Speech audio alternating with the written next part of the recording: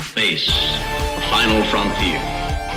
These are the voyages of the starship Enterprise.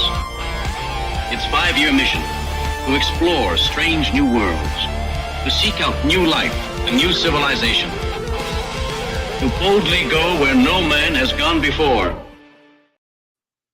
Greetings, salutations, and welcome to Retrek. I'm Captain Jim. With me, of course, Sir Admiral Elliot. Hi there. And Dr. Squee. Drag on, drag on, drag on. And we're here to talk about the latest episode of Lower Decks, which apparently has the second longest word in a Star Trek episode title. Empathalogical Fallacies. What the fuck? Why So, I love it. Really bizarre, pointless facts, but who the fuck sat and went through them all to that was the official Star Trek Facebook group, and they were like, tell us in the comments if you know which one had the longest word. Jesus Christ. Oh, I love it, but I also think it's insane at the same time. It's brilliant. And I'll be honest, I did not click on the comments, so we can have a fun little game. If any of you can think of what the one with the long... We won't take the full hour doing that. Just if you think of it during the course of the show, then we'll go from there. It's the episode Interspatial Anti-Disestablishmentarianism. That's the one. And then the other episode we're looking at, which is not the longest word, is Fascination from Deep Space Nine. I've got a theory about this one, about the writer specifically. Ooh. Okay, we'll get there. Plenty to talk about. Yep. First off the bat, I just want to say I thought this was a bit of a return to form to Lower Decks. Not that it was bad last week, but it just didn't have that extra... It was all right. It was all right last week. It wasn't good. It wasn't great. As we said last week with it, the episode was all right, but Lower Decks has set itself such a high bar. You can have an all right episode of Lower Decks that for other shows you think, yeah, this is great. But you don't think that with Lower Decks because so many of the episodes are so high up there. My thoughts on this episode is that it was a return to form. I really enjoyed this episode. I love the, I can't forget your name, but the Vulcan character is brilliant. What a great addition to the cast.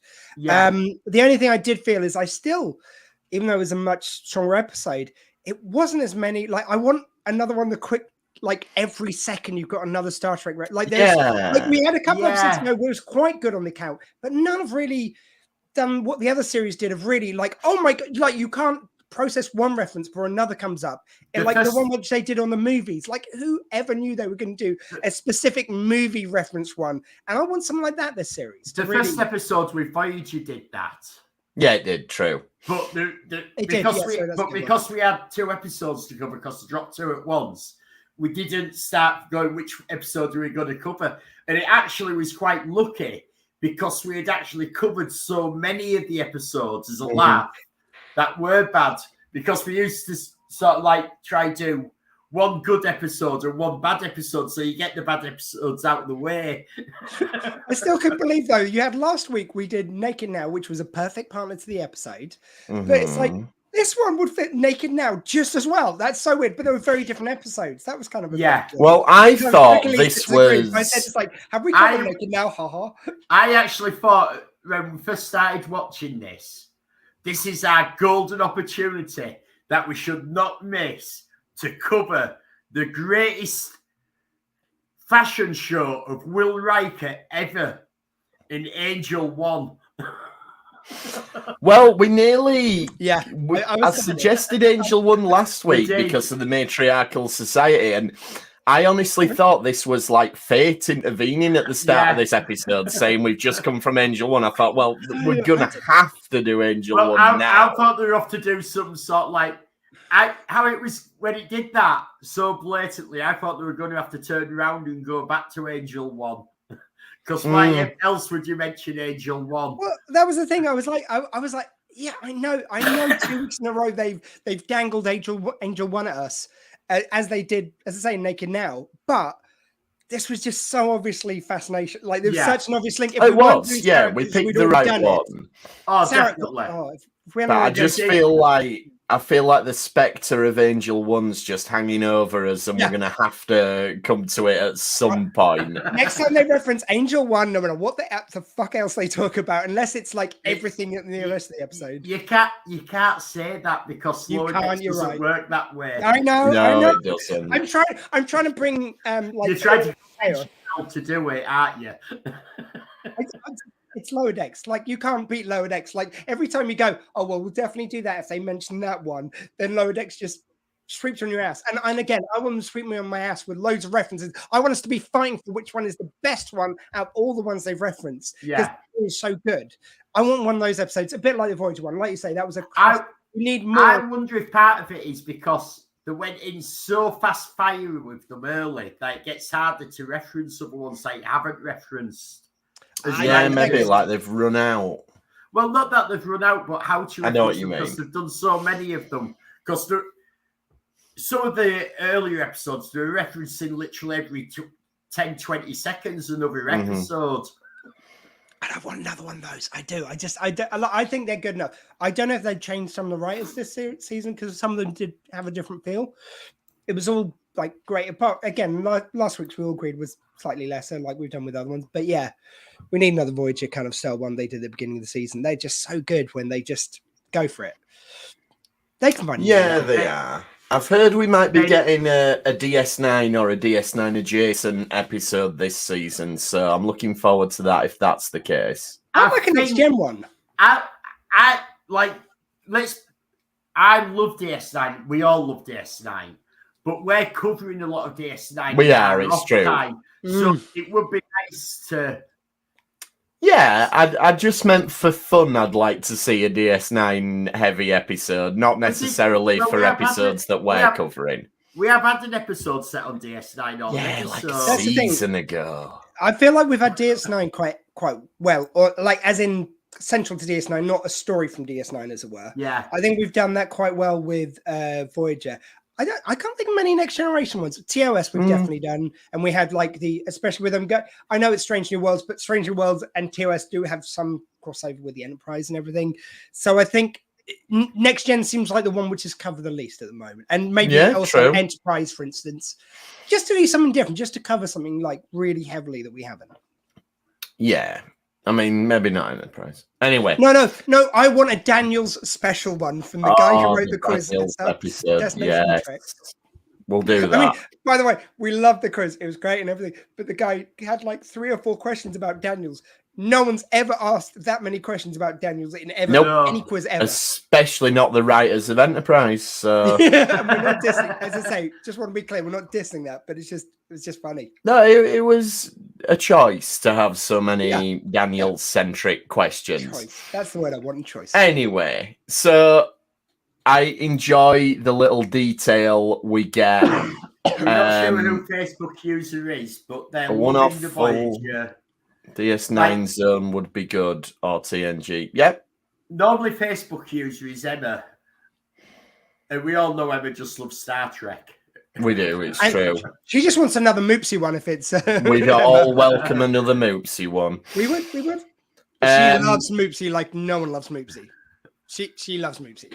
Emma is very talented at making things, so next time I see her, I'm expecting to see a Moopsy. Oh, a flamboyant Moopsy. I was going to say it's going to be flamboyant Moopsy. It's got to be. She loves cross-playing with flamboyant potatoes, which, if you don't know that, well, I'm sorry, I'm not. There's something wrong with you. You're not exactly.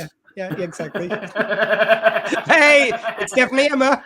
I will drink your bones. How would I say it's you without saying it's you? So we find out that Caitians used to eat betazoids, and Dr. Tanner gives this look as the betazoids go past, sort of licking her lips. Yeah. I thought that was really good fun. It's the fact they just crack it, like having a crack about it. Yeah. Oh, you used to eat us. Yeah. Oh, we only have synthetic betazoids now. Yeah, and the sort of main through line, I suppose, character-wise, is to Lynn trying to get reassigned back to her own ship, which I'll be honest, I'd forgotten that was a thing, and it's kind of resolved within the space of this episode anyway. So I do like that it resolved it, that she she, in her own way, she finds that she's in a happy place and somewhere that appreciates her. Well, two things I did think, like where I was talking about references, this was almost felt like a very subtle Day reference. It felt a bit Day in its form. Yeah. And also there was something I meant to say when we were saying about like the episodes we could have covered. It also felt weirdly like it was a weird kind of reference to the fact that sometimes in Next Generation, if you watch them back, they had two very similar episodes back to back thematically because they were just churning them out to get to the episode count. So sometimes they accidentally had two like data heavy episodes back to back. And it's weird how many similar references there were. It's like this would be the most writery in joke ever to have two similar kind of themed episodes, even though they're very different, just so like a writer somewhere will punch the air with joy. So I like to think they've done that, even though probably not. It's probably just in my head because this is what Lower Decks does to you. It makes you just overthink to the point where it's like, is that a reference? Is that something? I actually think there's that writer's room. Obviously all heavy Star Trek geeks, and they're all going, right, Easter eggs, what can we do? Yeah. What can we do? Oh, God. Yeah. And they're working on that. So you're probably not far off the mark. I don't know. I think at that point I was going, it's like, that's crazy. But is it? You don't know. It's like guessing Bob Mortimer or Would I Lie to You? You just don't ever know. Yeah. Like this episode, we really have three stories going on. Yeah. We have what's happening with the Betazoids and all the emotion stuff. We have Talan finding that she's right for the ship. Mm-hmm. And we also have Boimler and the security people trying to show him how to calm him down and let him find a bit of balance in himself. And I really I love what they do with Boimler. Yeah, because you know what they're doing straight from the beginning, but it's still great. Like, it's obvious that this is going to come good and he's going to be ungrateful for them doing different stuff, and but it's going to Mr. Miyagi into something really, useful for the mission. You know it's all going to happen, but it's just so nice and it's so well played. And it's the way they build up Shaps to be like, so in the first series, he's really off with them. All you see is him on duty and being really strict. But as you get to know someone, you feel like that's a genuine kind of take on his character he shows that other side of him to them. When he's on duty, he's on duty. When he's on duty on the bridge, his security officer is on duty looking after the ship. And let's do the Boimler story. Well, can I just shall we first? Because just then we don't have to jump back and forward. No, I was saying let's do the whole Boimler story. No, I was just going to follow what you were saying because it's like I agree with that, but also I think it's like he would only show them that side of him once he trusts them. So he trusted Rutherford, so he started letting him in. Then he got to know the others through him, and it's so it's kind of it's organic in the show as well as in the narrative. Yeah. To show him being angry, then show him being soft. It's like when he starts getting close to them, he calls them Baby Bear. And he calls Boimler Baby Bear straight away. And that's how he started with Rutherford when he was let Rutherford into his little fold. And Rutherford's one who goes, hey, I think we should let him in on that. It's great. Well, Rutherford's, we've got an emergency. We've got a special code for you. I'm wondering if maybe it was his encounter with the celestial koala that changed him and opened him up a little bit. I don't think it was. I think we're getting the different sides of his character being shown. Like, I do love how they're doing charades and playing games and all that, and Boimler's just not getting it. And they keep doing stuff, and then he sees them they jump into action, and he's sort of like, what's going on? He goes, look, we're security. Our job is to look after the crew. And that includes their mental well-being. That's an element of it. That I really did like that element of the story. It's like the security looks out for the well-being of the crew as well as the physical well-being of the crew. I really liked that. And I don't know if this is like, in fact, I don't think it's the standard security thing, but I like to think that it's Shax's where that he does security. He looks at it, I'm here. And let's remember, he also comes from a very religious background because he's Beta. True. Because he's Bajoran. So they have that sort of thing. So it makes sense that he's thinking about people's physical, spiritual, and mental well-being. Yeah, he's thinking about their power. Yeah. And I thought it was brilliant how he did it for Boimler there. And he just, you've got to be balance of everything. You're getting stressed out. I'm here to calm you down. Yeah, and we all know when we've had those moments when we've probably been more a prick than we need to be, like about, oh, I don't see the point of this, and then later you see the point of it and you realize you've been a prick. Like, you're not trying to do it on purpose, but you act like that. Yeah. And it just, I just really felt that from him. It's like, oh, you're going to feel so embarrassed when you realize they're helping you. I was like really willing him to stop being a dick because of how embarrassed he'd be later. I knew they would be cool with him, but I knew he'd get to that moment and just, oh shit.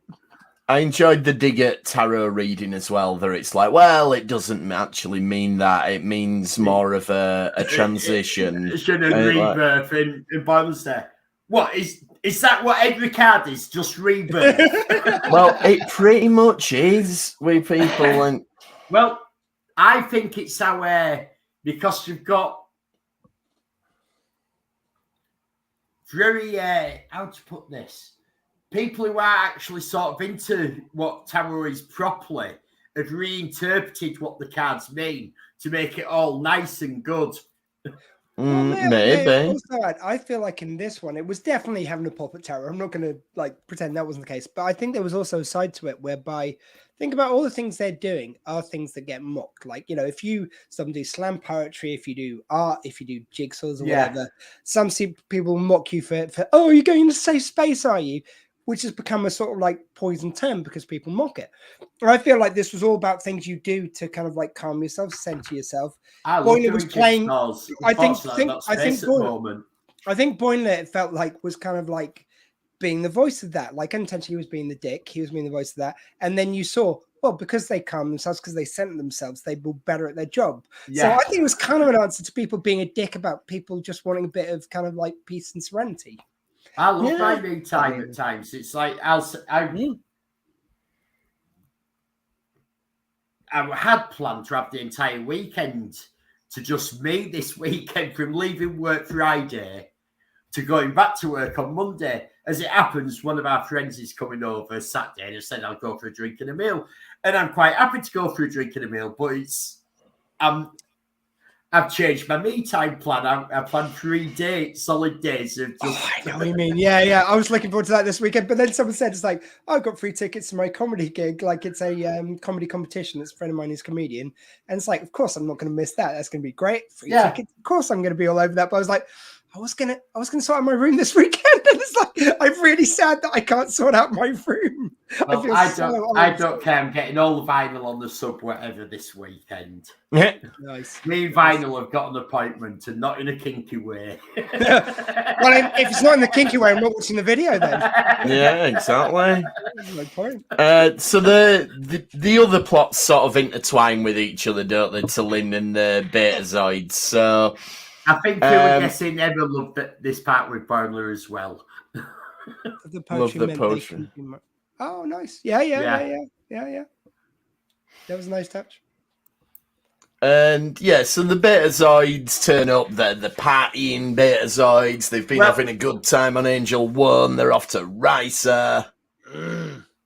They were fun. Who did the voices? I forgot to look it up. I'm not sure, to be honest. I didn't look at it, to be honest. There was one particularly sound like this really random reference, which won't help anyone identify it.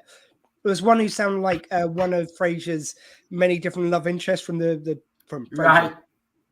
And I can't even picture which episode it was, but I know she was in one of the episodes. And just the voice sounded like her. Strangely enough, because is it the new season of Frasier starts this weekend? It's this weekend. Very soon. It's quite possible, seeing as it is the same company, that they may have had one of his ex-girlfriends in the studio and got them to do a bit of voiceover. Could well. I mean, I'm talking about from back in the day. But when you start thinking. Yeah. Oh, God. If it was Shelley Long or someone, I go, there's a chance that she's going to guest appear, a bit Nebworth. For someone or Newworth, sorry, forget how to surname. But if it was one of them, it would definitely be, maybe they're going to walk across the aisle. This was one person from one random episode, so probably not in this case. This is completely off topic, sorry, but what's annoyed me is seeing some like American social media reaction to the Frasier revival, like, oh, it's good that English actor Nicholas Lyndhurst's getting a big role. Like, go away. Yeah, thank God he's getting a break. He's never done anything. Like he's never been in a huge comedy program before. He's never been in several huge comedy programs before. So go away. Nicholas Lyndhurst's fine. Although I'm sure he'll be good in Frasier, but he was fine before. Don't worry. What I'm saying is, if you're in America, don't worry about Nicholas Lyndhurst, all right? He's fine. All I'm going to say is that there's a lot of the British actors when they go over to America, they do say it's like Robert Llewellyn Crichton. He said about doing the reboot of the American version of Red Dwarf. He said it's like, the difference between, and I've heard similar stories, but again, the difference between working in the UK and working over in America is like, in the UK, it's like, right, shoot that scene, right, go over there to do that, right, we're going to put you with him, just get on with that, like, wait over there. And then in America, it's like, here's the buffet, and there's your trailer. Like, if you wouldn't mind, if you like, there's a hot tub for you, and do this, that, and you go, if you wouldn't mind, we just would it be all right if you just delivered a couple of lines quickly? Then we'll let you go back to whatever you were doing. Yeah. Then you can go back to the buffet for whatever. Well, if it's not too much hassle, could you do just the second take, please? Yeah, exactly. So probably Nicholas Lyndhurst did enjoy the experience. It was probably all right for work otherwise. Yes, exactly. So the whole thing is they think they're at Xanthi fever, which is what leads us to our next episode. Well, but like, it isn't. They go around, but they go around like we have the whole scene, everyone going mad. Yeah. Like they all in. I don't know what we call it because it's not 10 forward, or do they call it? No, it's like the forward? mess or something. In the mess bar that they've got. And I don't know if you've noticed, and she's appeared a couple of times as a background character. We've not had a speaking line yet. But there's one of the female characters with a Habib on. All right. Oh, cool. And I think this is second or third time she's appeared. And it's triggering people. Oh, really? Yes. And I just want to say to all those people triggered that they've seen her Habib, fuck off, get the fuck over it. No. By the way, my thumbs up is like if you're triggered by that, like not like I'm celebrating them doing that, but if you're triggered, just enjoy it. Enjoy being triggered. I mean, that's triggered by like ludicrous. There's basically been 2 or 3 camps in this. So there's the purists who are going, you can't have the Habib because Gene Roddenberry, when he first started doing TOS, said there's no religion in the future. Well, we've well gone past that because we've had Space Jesus from Cisco. That's fair. Yeah, and already Great Bird of the Galaxy. What? Because it's their own made-up religion, that's okay? That's TOS. But then the ones that annoy me are the ones that are the right-wing viewers who can't understand why they watch Star Trek and that you can't show like the Muslim Habib and all that. It's like, fuck off. Representation. Like, it's just especially how some of the things going, especially what's happened in the UK at the Tory conference this week. And the silly bitch who went over to America as well last week and did a speech. Putting this on, that yes, we do support full representation is important. Yeah. I mean, it's absolutely. Like even though Roddenberry was forward thinking, I'd love to think that if someone talked to him about it now and explained why representation is important, saying that religion doesn't exist in the future to gloss over it is not including people. That's kind of going, don't worry, it won't be a problem in the future. You won't be a problem. It's kind of erasing someone from history. I don't think that was his intent, but no, this is a sixth point of view that he thought that would all be atheists in the future, but that isn't going to happen. But I'm saying I feel like he would have evolved to realise that yes, does it would cut a lot have. of people out. Well, definitely. Yeah. I agree, mate. I think it's probably more a case. I was waiting for Elliot to roll the glass down for a second there.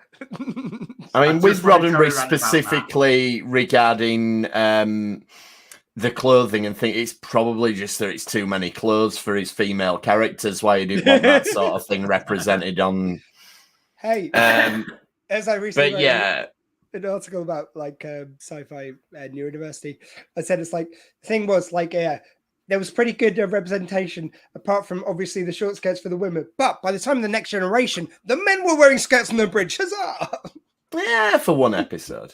Yeah, for one season. One season. The actors were just the background guys though. The actors were not immensely keen. Oh, come but on. You know what? None of the central core characters wore them ever. But like they're always kind of in the background. But you saw one shot of one of the guys in sketch going to the stations at the front, like Data. You did, yeah, you absolutely did. That was to highlight it, and then past that, it was all in the background. And then it turns out that the Betazoids. Solidarity with Emma. Yeah. It turns out the Betazoids are not, in fact, got the Xanthi fever, but not only that, they're actually a secret spy troop. And it all goes Charlie's Angels for a minute. I keep missing what the abbreviation is that they use for the Betazoid Secret Service. Yeah. But I did love that they just whipped off the skirts. I thought that was very Buck's face. Yeah. I kind of also, sorry, just because I forgot it before, I also love the fact that one of them's hitting on Mariner. Mariner's mum, the captain. Freeman. It's because they've got different names. For some reason, that messes with my head, and I'm already bad at the names. But anyway, Freeman. Yeah, I do love the fact that one thing. It's like she goes like, "Oh well, I did do something with my hair. I got a hot fucking mom." Like that's yeah. That was good. So excited. And then when you got the showdown, like you've got the other ones, obviously under the fever being like wiped out by these Betazoid ladies very quickly, and then you've got the Vulcan, and she kind of like just hits the stance. She holds them off for a few seconds. They still win because it's 3 against 1. But it's nice to see her. Yeah, but she's a Vulcan, and she's also not affected, so it's nice to see her kind of getting a few more moves in. That was well done, I thought. Yeah, I just like that it just all went. I did like that they had can we call them lipstick lightsabers? I think we can, yeah. That's fair. I know they weren't quite as swishy and that, but it's how they had the lipsticks. They took the lipsticks out, and next they had the buttons. I mean, I did see Lipstick use a weapon. I thought, that's a good song, and Sarah Jane. I'm saying, I mean, yeah, that's fair.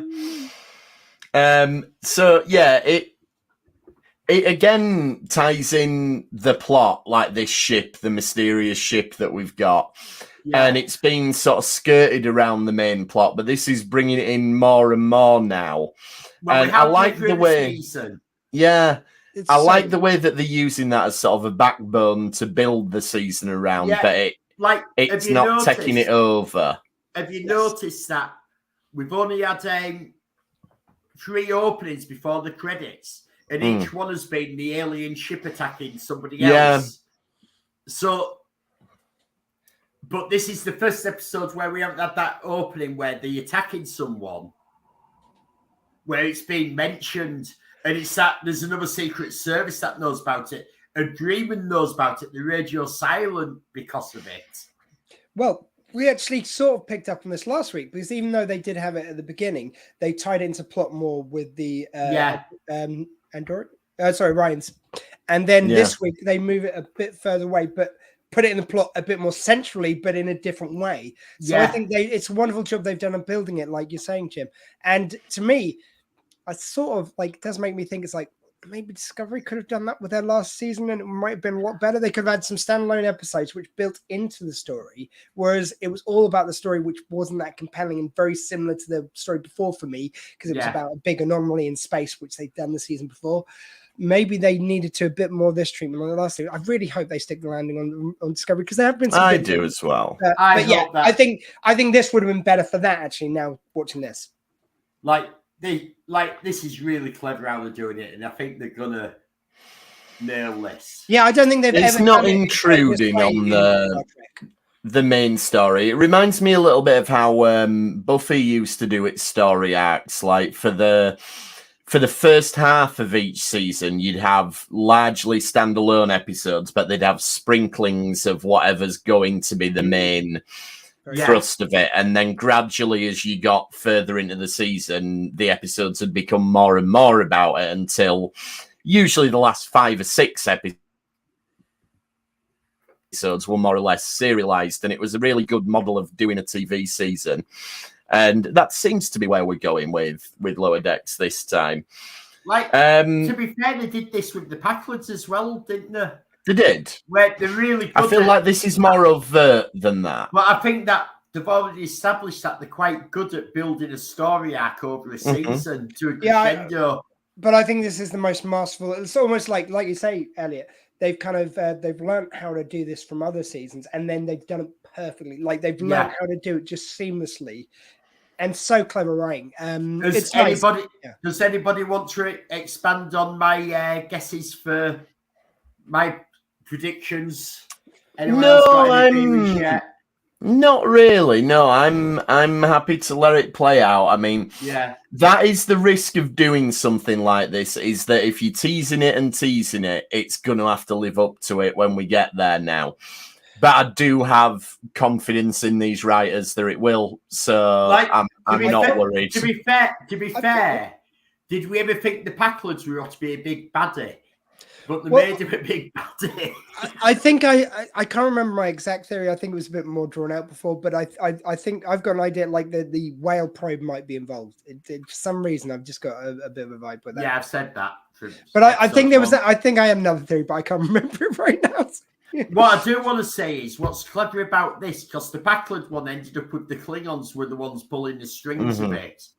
This has been really clever to make sure that it's not going in that direction by slowly attacking all the main and normal antagonists. Yes.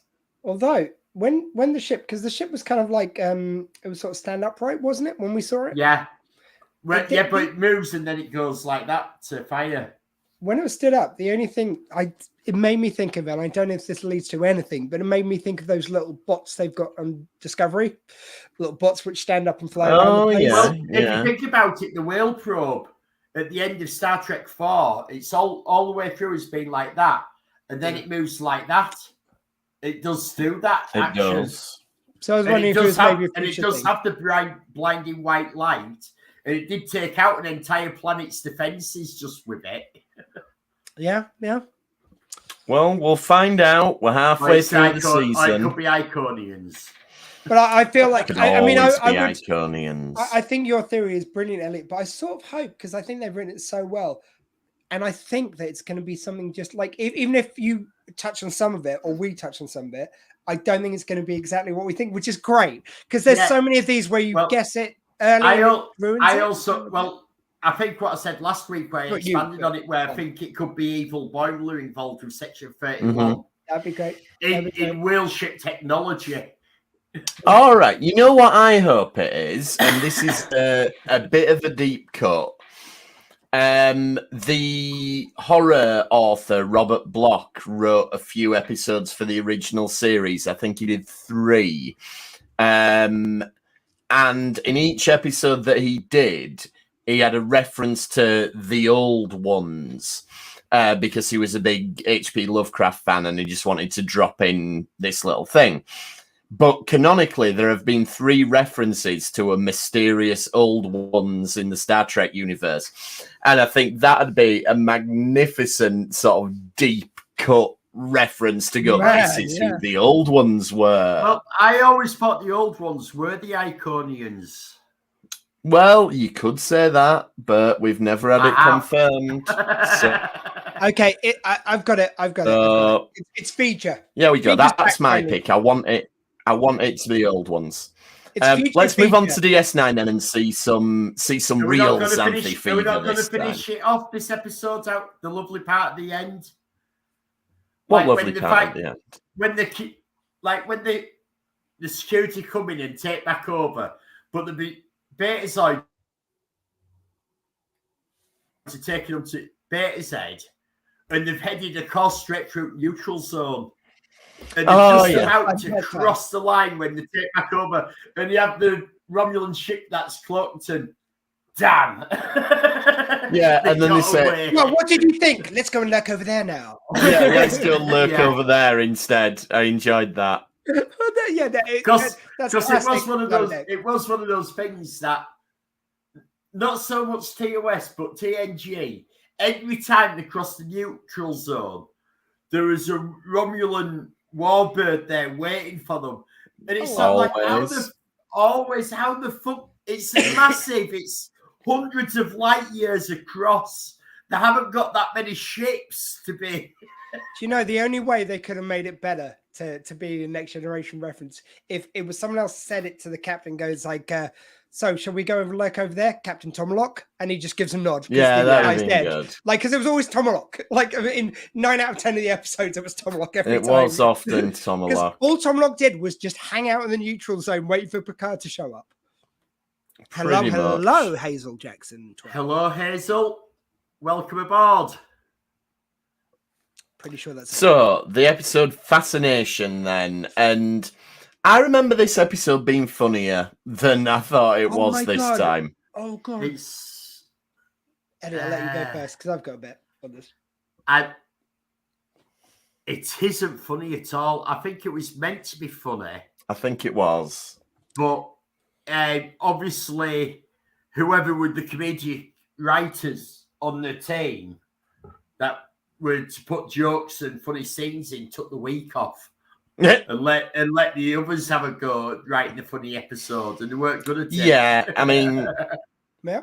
Oh, yeah. I mean, there's a bit of a sort of screwball comedy element to it, but I think it takes too long really to get to that, and it doesn't lean into the farce completely, so it doesn't land it even when it does get there. So, well, they're on the same lot as Frasier, which was, I think Frasier was filming at the stage.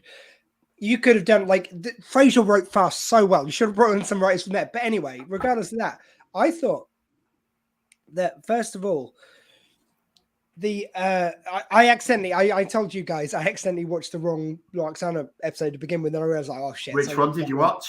I watched the first one, and it was great. It was there was such a shit B storyline with the puppy, and C storyline with Bashir and the diplomats, all crap. Yeah. Storyline between Odo and Loxana was electric. He was such a dick, but you knew it's because of his painful past and all that, and being in a situation where he had to be intimate with someone, like he had to let his guard down, and she was always so like, look, you don't have to say a word to me, but I'm going to talk to you, and you knew that was her way of making him feel more comfortable. And it was so well written. And then I saw this one, it's like, and they just reset Odo to being a complete dick to her when they built up this relationship. It really, I felt hurt for her. And at the end, where she kisses him and says something nice, and then all through the episode, he's just been an arsehole after they've already met. Like the first time you can understand she's cutting him some slack and knows his kind of history. Second time, he's just an arsehole. And I don't want Odo to be that. And my main theory, which I'm going to give on this episode, I'll give you it very quickly. I'm sorry, I know I'm jumping a bit. I don't want to jump us ahead of where we are. Very quickly, I think this was written, I don't know who the writer was, but it's written by a guy who's just gone through a messy divorce with his ex. Because what's happened is, at the beginning, Keiko comes back to the station, instantly being a dick to O'Brien. Like, she is written, and she's always written. I feel so bad for Rosalind Chow. She's such a great actor, and she's always written to be so bitchy and shitty. But then you've got, like, O'Brien then suddenly starts going, he's like, well, put on that red dress, which I like, as soon as she's got out of the shuttle. So he's being a dick. But I feel like he's written that in, so it's his defense for why he was a dick for saying, like she said, he's a dick for saying that. He's going, oh, I just wanted you to wear something nice to go out with. And then she gets really unreasonable, and she starts going, it's like, oh, well, you make the decision after she just said she doesn't want to go out. And it's like, it all seems like he's acting out his own relationship shit. So then when they're out later, and it's like Quark, I get the feeling is Brian, the guy who she left him for. And like, she's like, Quark's coming up, like hitting on her, but she really loves him. So she's not going to be bothered with him. And even the bit where it's like, and it's an argument, by the way, amongst a married couple, which you might have at any point in a relationship. And he's acting like she just dumped him, which is really extreme. And then he has that scene at the door where he basically goes, oh, I'll quit my command. I'll do whatever you say. I will give up my whole life. I just want to be with you, which is kind of sweet. But it's like as if she's just said you're dumped when they've been married for years and they just had an argument. Yeah. And then she goes, oh, let me think about it, bitch. She just offered to resign. Again, it seems like he's been told that. It's like, oh, let me think about it. Meaning that she's leaving him because they've got a worse relationship than O'Brien and Keiko. And then in the end, she like just swoons over him and says, take back the thing. I love you, really. And for some reason, his kid doesn't love him because the kid just goes like, oh, you look after mommy. Yeah, cheers, dad. Bye. Kid goes, no reaction to him whatsoever in that scene. Yeah, well, so I think this has got a writer acting out his messy divorce in a Star Trek Next Generation, Deep Space Nine plot. Is this after they throw the kid in a time hole or after? This is before that, long before that. Right, she's maybe just had a premonition because of the time hole. Maybe, yeah. I mean, it's... Yeah, I think you summed up the O'Brien plot thread perfectly there. I mean, I don't think I've got a lot to add to that. But I will echo... Acting like dicks, but it feels like he's acting like, oh no, it's right for saying this. And wrote it in. Yeah, I will echo what you said, though, about the actress is really underserved, because Keiko is not a good character, not well written, could have been. Could have been an awesome character. Quite often, it is just this. She's there to nag O'Brien, and that's it. It's almost like they wanted to excuse to driving towards Bashir. Yeah. But it's like you said, she's amazing. She's one of the few examples in DS9 of a badly written character. Yeah. I'll also add, I have not looked up the writer's name. If it is a female writer, I will give you £50. Like, you'll have to split between you, but 50 quid, because I will guarantee this was written by a guy. It's just so, like... I think you can almost guarantee that, but... like, I mean, most of the writers of Deep Space Nine were guys, but I think this one really shines as a guy who doesn't get women, just quite frankly. It just really feels like that all the way through. And it's all very... you could argue that they're sort of leaning into it and trying to do a pastiche, but it's all very sort of schoolyard, everyone's got a crush on everyone sort of thing, which could have been funny, but... Badly written. It's sort of like it's very deep down and subconscious, and it's maybe not so much as a crush, could be just the affection that you have towards you. Oh, yeah, I meant that the effect of the Xanthi fever makes them act like that. I'm not saying it's implying that everybody's... So, my rant, then, I want to talk about Vedic Burial. Well, I don't, really. And you said Keiko's possibly the worst written character in DS9. I'd put Vedic Burial up there. He is just... Before you start, can I just say they did realise what they'd done here? Yeah, they did. They did. Yeah. This is one of his very last appearances, thankfully. But he is just so dull. It's awful. It's, firstly, just as a character in and of himself, he's just a wet blanket. He's just so completely dull. And I think what they were going for is I think they were trying to get across he's got this Zen sort of almost Buddhist vibe because of his religion, but it doesn't work. He just comes across as dull as dishwater.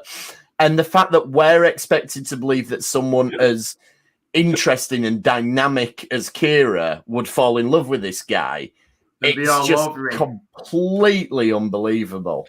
May I just interject? Because I agree with you, but I feel like his earlier episode, like his first episode, where he's kind of like, he is being that Zen when he's against Wynn, and she is such a bitch, and then his Zen, I think, actually played quite well. In the last episode, where basically Wynn is killing him, and he's still wanting to do it for the right of the people. I think actually when you've got those two together, his character works. It's just when he's on his own, there's nothing to add. There's nothing to develop him.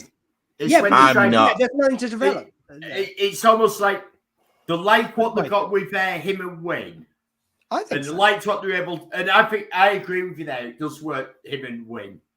I'd go with sort of works. But it's almost like they thought, right, let's shoehorn him in to more shows because we like what we got there.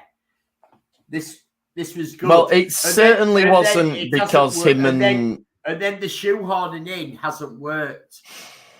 Yeah, it certainly wasn't that they observed incredible on-screen chemistry between him and the Nar Visitor because, this guy has no chemistry with anyone, which brings me on, to the actor. Even if the part is underwritten, it is not played well. No.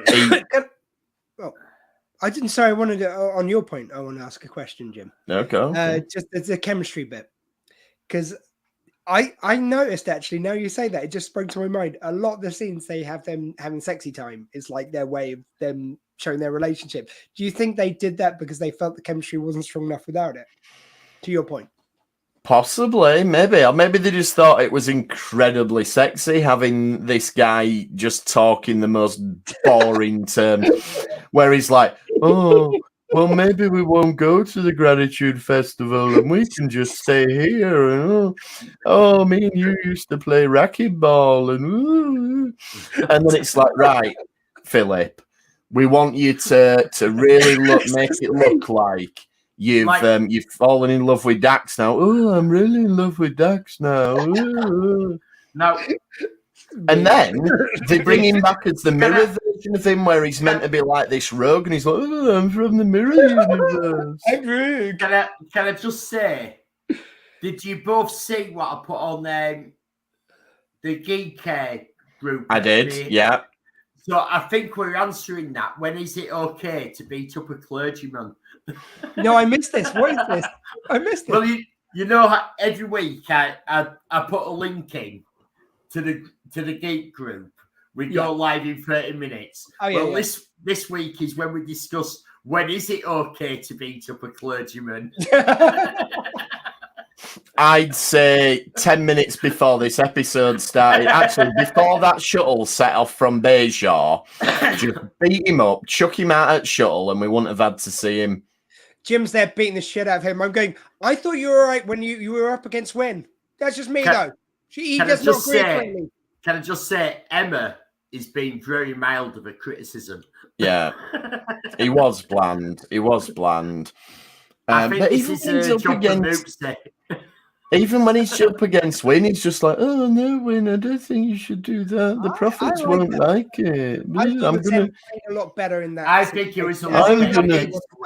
I'm going to teach Kira to build a wall. I think it was a lot better against Wynn with the sort of good first season. Yes, there was a little bit. Plus, Jim, when you planned to see a wall being built and it was for the good guys. Come on.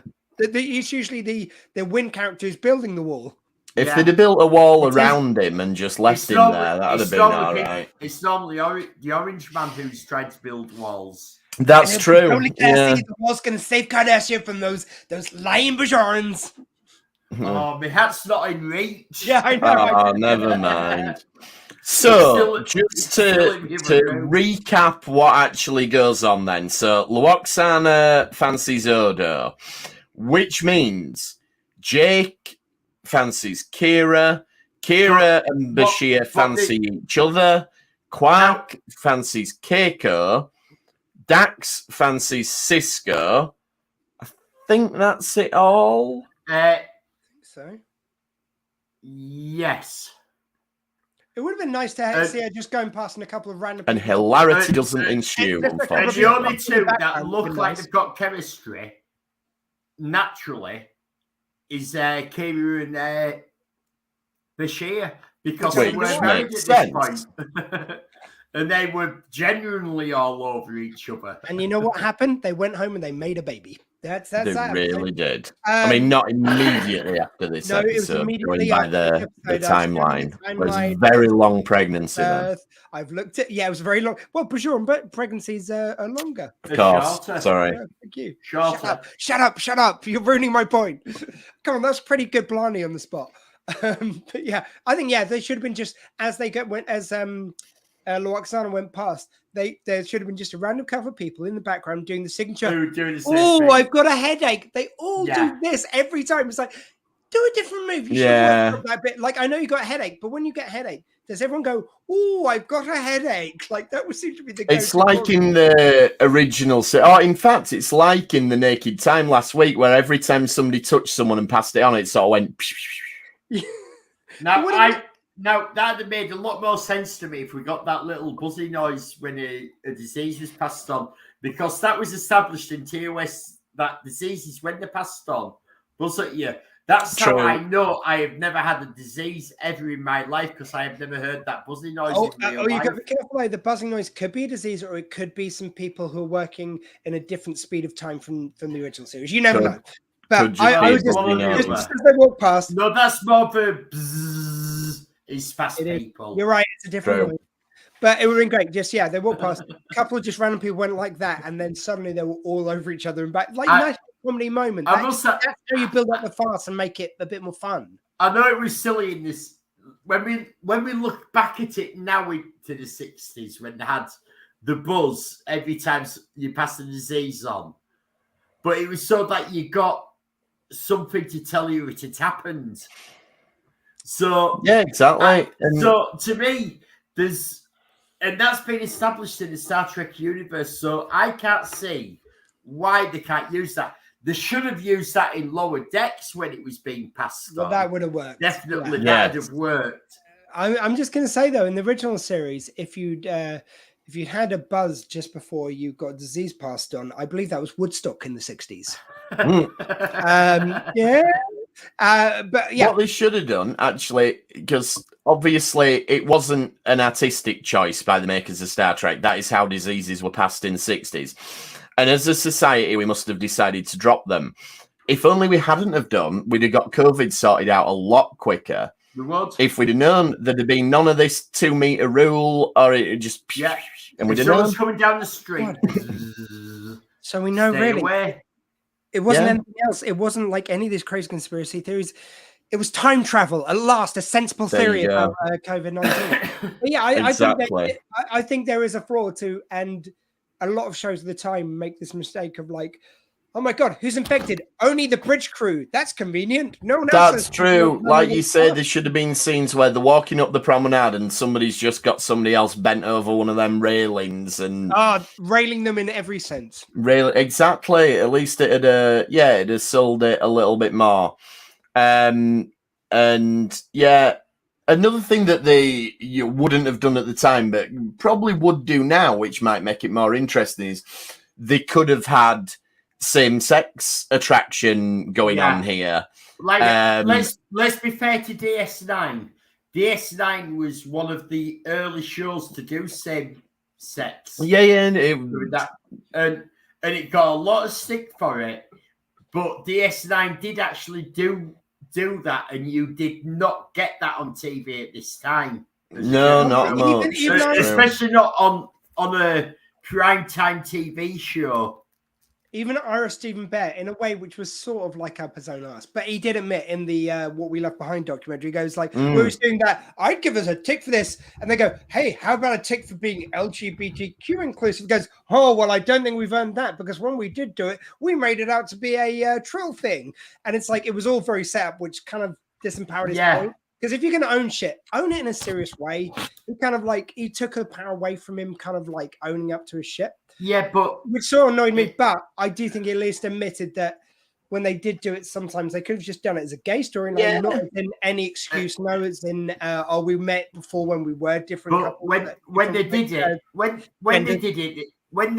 DS9, they did it how they could get away with it on TV. No, that was a good idea. No, by then you had Will and Grace. You could have done this. You could have done a gay relationship. It was difficult. It wasn't easy. I'm not saying. But I think you could have done it straight on. I just think... You know what they should have done? This would have been a good one, like to make it a funnier episode. Odo gets infected. Yeah, but no, I was going to say Odo gets it and he's attracted to Quark. And then for the rest of the show, Quark knows that Odo actually quite fancies him. Oh, where's Garak while this episode's going on? Oh my God, Garak and Bashir could have totally fucked. It would have been great. Absolutely, they could have done it. You see, they could have done so much more with it. But and they could have walked away going, it's like, well, it's only a Langton attraction. And that's how you end it. This is a good point from your Mega. Your Mega. And we're glad to see you again, your Mega. Nothing wrong with same sex. However, when you make the entire character most interesting characteristic that they're gay, you've lost me. No, I agree, because it shouldn't be. That is right. That should just be part. Yeah. It shouldn't be part of what the character is. If they're in a gay relationship, same sex, whatever, because I don't understand all the things, and everyone who knows me knows I don't get it all. But if that's all that your character is, that's wrong. That's not a character. But if you've got there's no reason that you couldn't have Odo having been attracted to Quark and all the way through it now. We know he has this latent tendency, but it just becomes a little tiny bit part of who he is.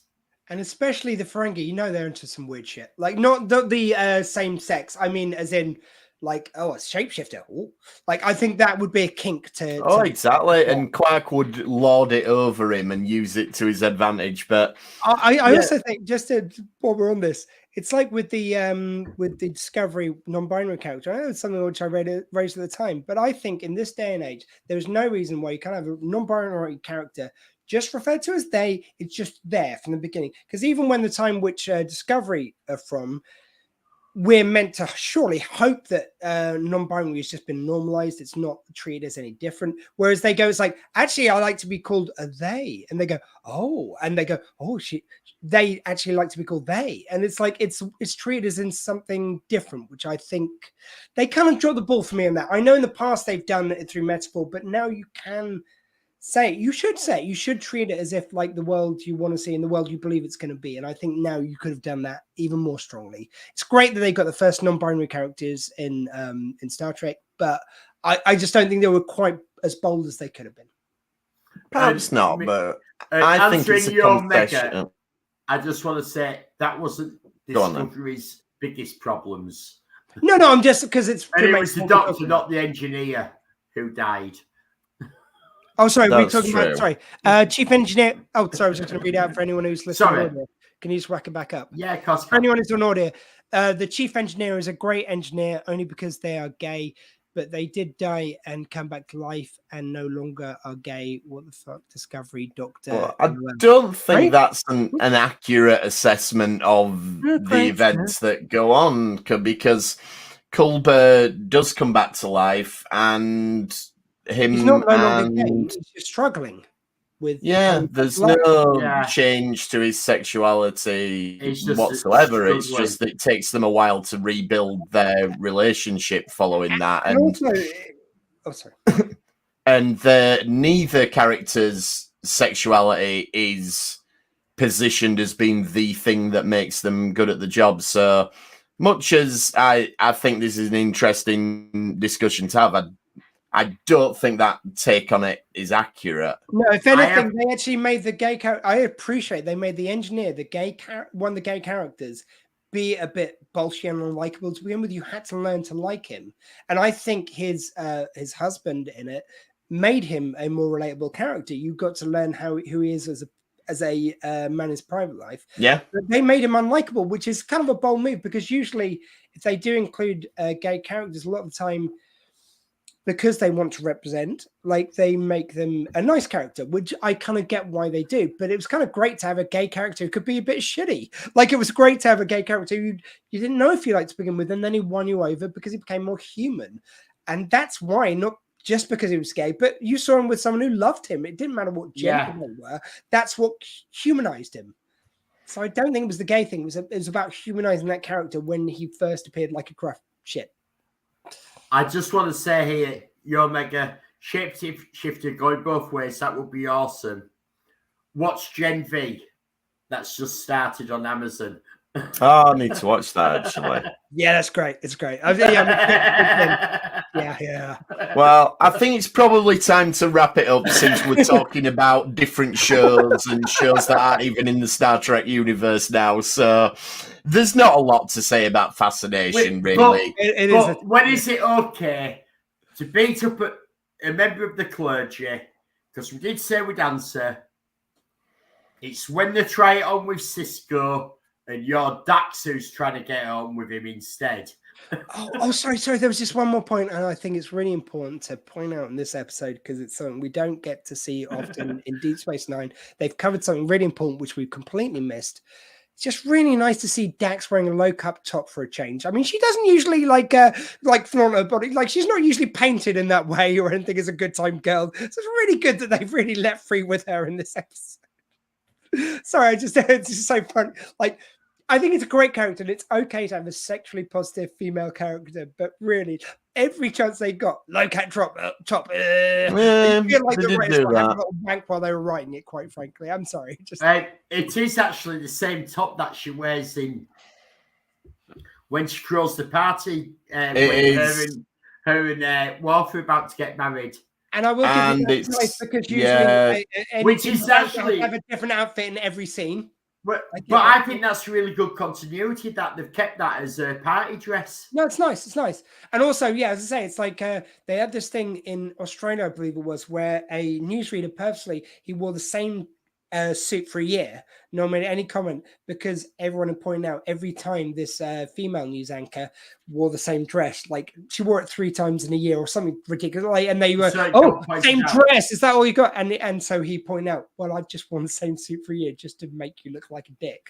And it's all like, it's the same thing. It's kind of nice that at least they she doesn't have to wear a different outfit every time to make her a proper female character or anything. I will give you that, but it's like it does seem like sometimes they took advantage of her good looks over giving her, I don't know, more. I mean, she was wonderful. She played it so well. She made up for a lot of bad writing. That's all I'm saying.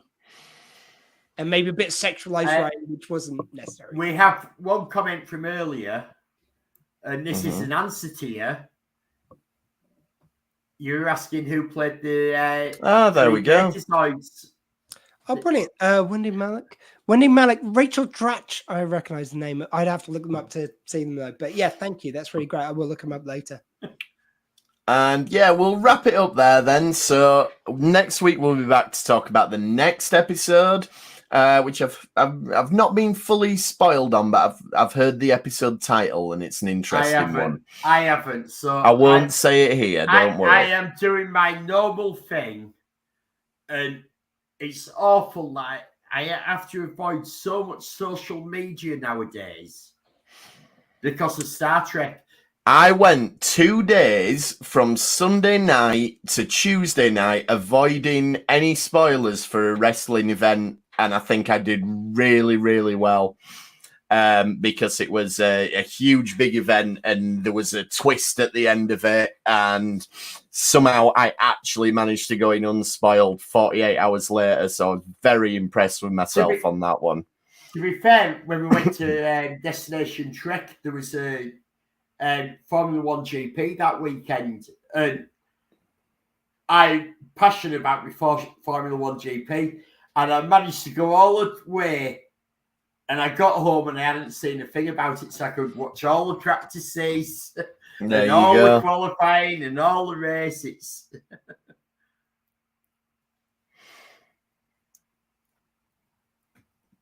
It's so important. Yeah, if you want to avoid things. It is. So if you want to get in touch with us in the meantime, we're at RetrekPod. You can email us retrekpod@gmail.com. We're on all the socials. Elliot's got Retrek Model Studios going on YouTube. I will be back at the bench this weekend. I have some fun with vinyl, as I hinted on earlier, planned. But it isn't going to be kinky, so you can watch.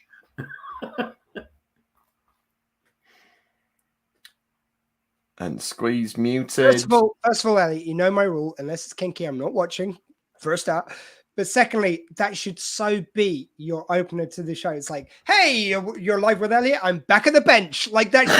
Back at the bench should be your catchphrase at the beginning of every episode. I'm just saying, you know. Well, next year, depending how much I spend at Christmas, etc., and bonus again, I might be completely revamping my camera equipment. So. And I'm on YouTube as well, Kingy's Toy Box on YouTube, where we've been taking a bit of a detour. We've been looking at Dungeons and Dragons recently. So we've had some interesting discussions on there. Come and join us with that. Dr. Squee can also be found presenting the Dr. Squee Show. Tell us about what you've got going on there. Yes, we've just had about 4 episodes. It's sort of a virtual month, so I started a bit into last month, and it's gone into this month a little bit, but not on purpose. But yeah, I've had like about a month's worth of kind of what I've called solo shows, just me talking to the audience, playing some tunes, having a good laugh. It's been really wonderful, but we're back with the interviews this week. So tomorrow, actually, which is National Poetry Day for anyone who's interested, I will be interviewing, let me get this name right, because this was an interview which came to me, so it's not someone I'd heard of before, but Jaspreet Kaur. who wrote the People's Poem for National Poetry Day. They were like a very famous poet and spoken word artist. I'm sorry I haven't heard of them before because I've looked up their stuff and it's amazing. Yeah, but they've written the People's Poem just especially for National Poetry Day. So we'll be talking about poetry and spoken word and all the kind of little projects which they're doing to try and open people's eyes to poetry and stuff. So yeah, the People's Poem, we'll be talking all about that, and National Poetry Day, ready on Tuesday. So this will be also going out on the video at some point. I'll probably put it up on the same day. I'm sorry, it'll either go up tomorrow night or the same day as a radio show because we're doing it tomorrow during the day, and they record it their end and then send it to me. So it will go up on YouTube at some point. Cool. Thank you. So thanks for trekking with us this time, and we will see you next time on the retrek. Before you go, we have got an invitation. He will play D&D with you. Your Omega says he'll play D&D. Okay, we'll sort that out at some point. LLAP and Dragon. Thank you. Good night.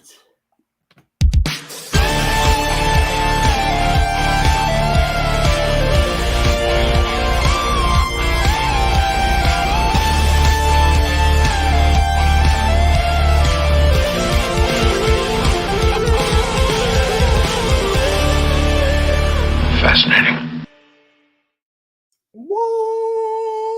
Well, hey.